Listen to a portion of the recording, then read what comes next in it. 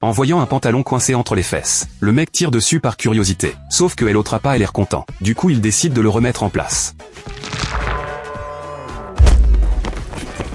Il est aussi bizarre. C'est parce que c'est un extraterrestre. Sam vient d'arriver sur Terre, et on lui a volé son collier d'énergie. Le collier c'est la clé pour démarrer son vaisseau. Sans lui impossible de repartir. Pour le retrouver, Sam doit s'adapter à la vie sur Terre. En pleine cambrousse, il tombe sur une voiture qui danse. Curieux il s'approche, et pique les fringues du mec au passage. Il se dit que maintenant il ressemble à un terrien. Sauf que son look est tellement barré, qu'il attire encore plus l'attention. Ensuite Sam sort des papiers avec des têtes imprimées dessus. Il voit les gens échanger des images contre de la nourriture. Il tente le coup aussi. Quand il comprend que les images marchent, il en collecte un maximum.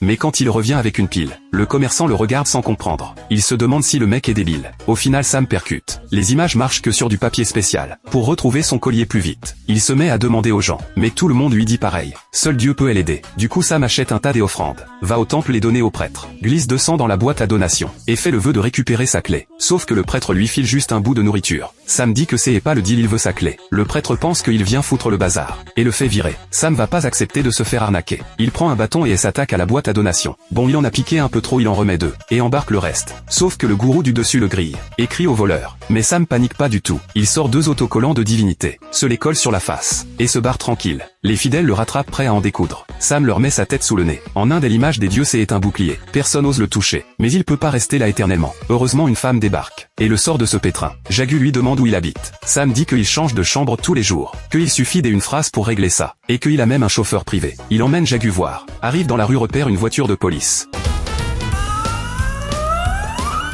Et voilà le chauffeur privé. Jagu en reste bouche bée. En tant que journaliste, elle veut en savoir plus sur lui. Elle va le retrouver au poste de police, et lui demande de raconter son histoire. Sam voit que Jagu a pas l'air méchante. Alors il lui raconte le coup de l'extraterrestre. Évidemment Jagu y croit pas une seconde. Mais comme elle est du genre bonne samaritaine, elle le fait libérer quand même. À peine sorti, un vieux attrape la main de Sam. Il dit que sa femme est malade et qu'il a besoin d'argent. Sam lui file la thune directe. Jagu lui demande s'il est vraiment un extraterrestre, vu qu'il se fait avoir par une arnaque aussi basique. Sam explique que oui, le vieux l'a arnaqué, mais que c'était pour acheter une glace à sa femme. Jagu le croit à moitié et suit le vieux. En voyant la vérité de ses propres yeux, elle commence à croire que Sam est vraiment un extraterrestre. Jagu décide de l'aider à retrouver son collier.